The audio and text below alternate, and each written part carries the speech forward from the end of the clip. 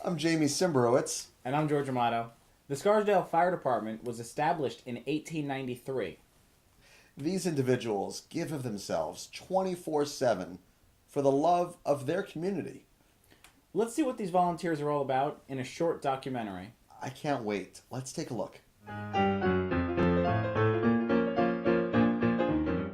Well, in 1893, a group of men got together and incorporated and started the fire company, Fire Company 1.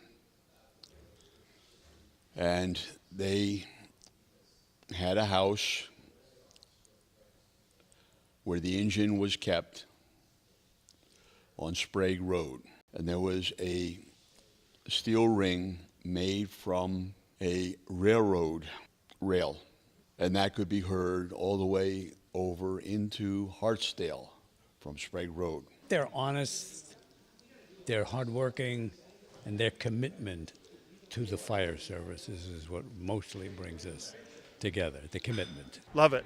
Really like the guys, like the work we do, training we do, and the idea of being part of something that's helping the community. These are guys that I would, give a kidney to.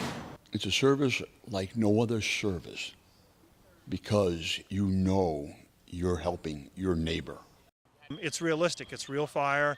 It's real smoky. You can't see, and you're hauling around heavy stuff. So you're working hard. You're sweating. It's not the kind of experience that we get normally in our everyday lives, especially with some of us working at desk jobs and so forth. But you're putting yourself in a very physically demanding situation. So you get to test yourself. We lost John Afaro tragically last October due to a massive heart attack. John was a life member of Fire Company Number 1. He actually joined probably about a year prior to me. I think it was about 1984. I joined in 85. And we were both part of the class of 83. And also Billy Adams, another life member, was a part of the class of 1983.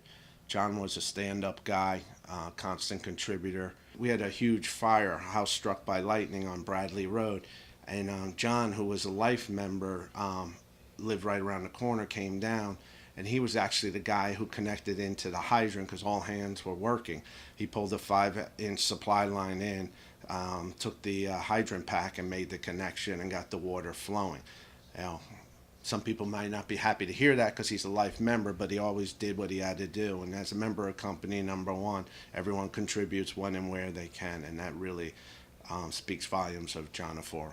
John showed up to meetings and constantly looked to contribute and looked at Company Number 1 as a resource. John is gone, but he's not forgotten, and he's a big part of Company Number 1's thoughts and prayers. We had a fire that was caused by lightning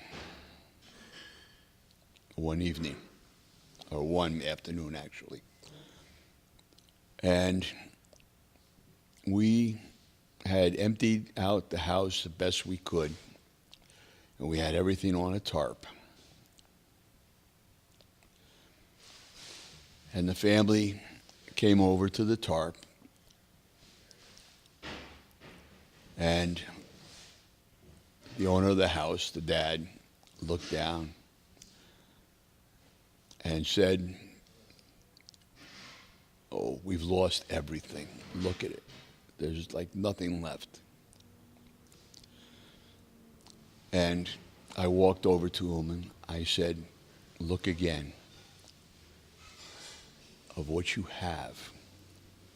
And he looked around and he saw his family there.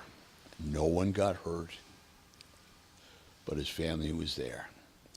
And his statement was beautiful.